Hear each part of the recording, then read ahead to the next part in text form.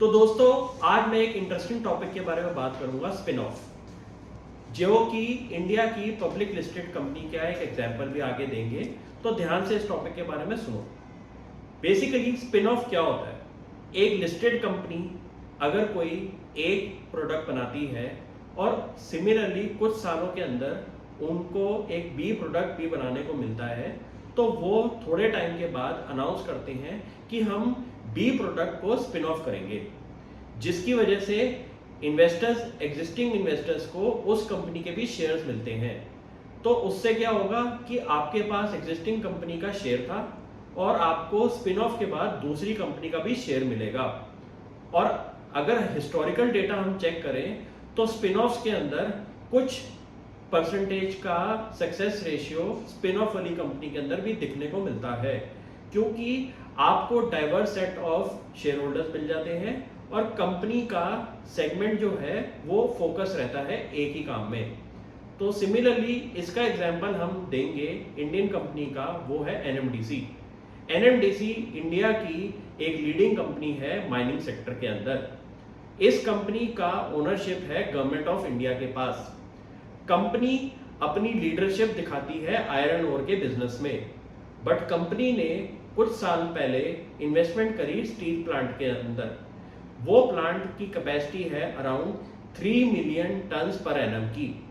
वो प्लांट अभी ऑपरेशनल नहीं है कंपनी के लीगेसी इश्यूज की वजह से, और कंपनी ने अब डिसाइड किया है उस प्लांट को स्पिन ऑफ करने का, जिसकी वजह से एग्जिस्टिंग शेयर होल्डर्स को काफी मुनाफा होगा आने वाले टाइम में। अब इस कंपनी के स्पिन ऑफ के बारे में डिटेल में बात करते हैं। कंपनी की मार्केट कैप है अराउंड 35,000 करोड़ की, और कंपनी का जो स्पिन ऑफ वाला बिजनेस है वो है एक स्टील प्लांट, जिसके अंदर कंपनी ने तकरीबन 20,000 करोड़ इन्वेस्ट करे, बट ये वाला प्लांट अभी ऑपरेशनल नहीं है। तो कंपनी का फंडामेंटल जो था आयरन ओर की वजह से चल रहा था, बट कंपनी का जो स्टील प्लांट में खर्चा कंपनी ने किया है उसकी वजह से स्टॉक प्राइस परफॉर्मेंस में फर्क पड़ रहा था। बट कंपनी की मैनेजमेंट ने अब ये बोला है कि हम इस बिजनेस को स्पिन ऑफ करेंगे और इस बिजनेस को आने वाले टाइम में सेल ऑफ भी कर सकते हैं, जिससे कि वैल्यू अनलॉकिंग होने को हो सकती है एग्जिस्टिंग शेयर होल्डर्स के लिए। अब इस चीज को ध्यान से पढ़ते हैं कि कंपनी का ये वाले बिजनेस को खोलने का मोटिव क्या था। कंपनी का कोर बिजनेस है आयरन और माइनिंग का। कंपनी ने एग्जिस्टिंग फैसिलिटी में 2000 एकड़ के आसपास की जमीन में अपना स्टील प्लांट खोला, जिसका मेट्रिक टन में अगर चेक करें तो 3 मेट्रिक टन पर एनएम की कैपेसिटी बनाई थी। बट कंपनी के लीगेसी इश्यूज की वजह से कंपनी ने ये प्लांट कभी ऑपरेशनल नहीं किया। तो अब कंपनी का स्टॉक प्राइस परफॉर्मेंस अगर हम चेक करें तो काफी खराब रहा है। बट टू बी ऑनेस्ट, मैं आपको इस कंपनी के अगर फंडामेंटल्स के बारे में बात करूं तो कंपनी की बैलेंस शीट में तकरीबन 8,000 करोड़ का कैश पड़ा है।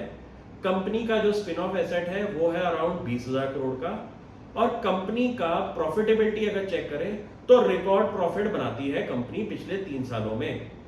तो अगर कंपनी अपने एग्जिस्टिंग बिजनेस पे फोकस करे जो है आयरन ओर का, और स्पिन ऑफ वाले बिजनेस को आने वाले टाइम में सेल भी कर देगा, तो कंपनी का फोकस एरिया रहेगा आयरन ओर बिजनेस पे, और कंपनी अपने इस बिजनेस को और स्केल अप करने के बारे में भी बात कर रही है। तो मैं अगर आपको इस बिजनेस के अंदर एक ट्रेडिंग अपॉर्चुनिटी के बारे में बात करूं तो इसमें काफी अच्छा आर्बिट्रेज मोमेंट दिखता है। अगर आप बोले कि इस कंपनी से आप एक कैपिटल एप्रिसिएशन चेक कर सकते हैं, तो मैं ये बोलूंगा कि इस स्टॉक को आप एक ट्रेडिंग कॉल की तरह यूज कर सकते हैं, क्योंकि जब ये अनाउंस होगी न्यूज तो कंपनी का स्टॉक प्राइस परफॉर्मेंस काफी अच्छा पॉजिटिव वे में दिखाई देगा, क्योंकि हर इन्वेस्टर को इस शेयर से आपको एक एग्जिस्टिंग शेयर होल्डर को एक न्यू शेयर प्रोवाइड होगा, वो होगा एनएमडीसी स्टील का। तो काफी अच्छा मोटा माटी आपको एप्रिसिएशन दिख सकती है छोटे टाइम पीरियड के अंदर। अगर हम कंपनी की डिविडेंड के बारे में बात करें तो पिछले 7 से 8 साल की डिविडेंड के बारे में चेक करेंगे रेशियो, तो वो आपकी एफडी के ऊपर से रिटर्न दिखती है, which is more than 6 to 7%।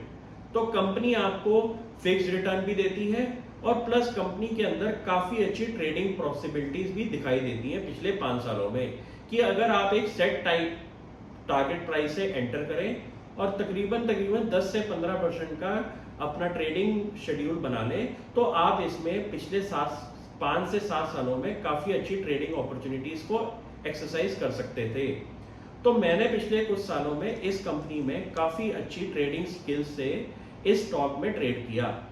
तो आने वाले टाइम में, लेकिन अगर आप अपना ड्यूरेशन 1 साल का बनाएंगे, तो जब कंपनी का स्पिन ऑफ होगा तो एक अपॉर्चुनिटी आएगी जो कि एग्जिस्टिंग शेयर होल्डर्स और न्यू इन्वेस्टर अगर इस टाइम पे घुस के चेक करें तो काफ़ी अच्छा पॉजिटिव लाभ उठा सकते हैं।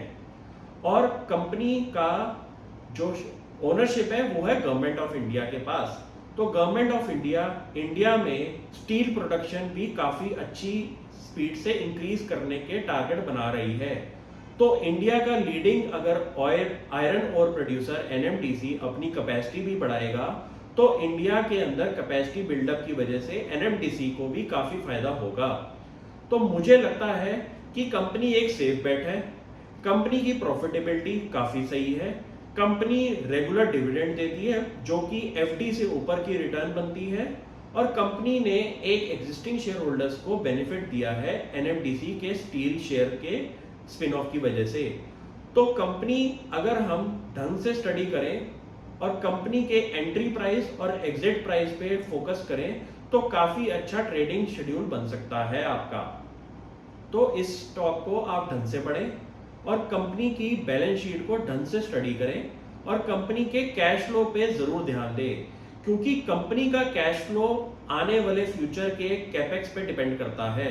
क्योंकि कंपनी डेट इशू नहीं करती, कंपनी अपने एग्जिस्टिंग सोर्सेज जो कि उसकी बैलेंस शीट में कैश है और कैश फ्लो फ्रॉम ऑपरेशन से एक्सपेंशन करती है। तो कंपनी का जब स्पिन ऑफ हो जाएगा तो कंपनी अपने एग्जिस्टिंग कैश फ्लो और बैलेंस शीट में जो कैश है उसको ढंग से यूटिलाइज करके एक्सपेंशन मोड में जाएगी। तो काफी एग्रेसिव एक्सपेंशन कैपेसिटी कंपनी का दिखता है मुझे आने वाले टाइम में। और इस कंपनी पे आप अपने पोर्टफोलियो में कुछ परसेंटेज एलोकेट कर सकते हैं फॉर ट्रेडिंग बेट्स।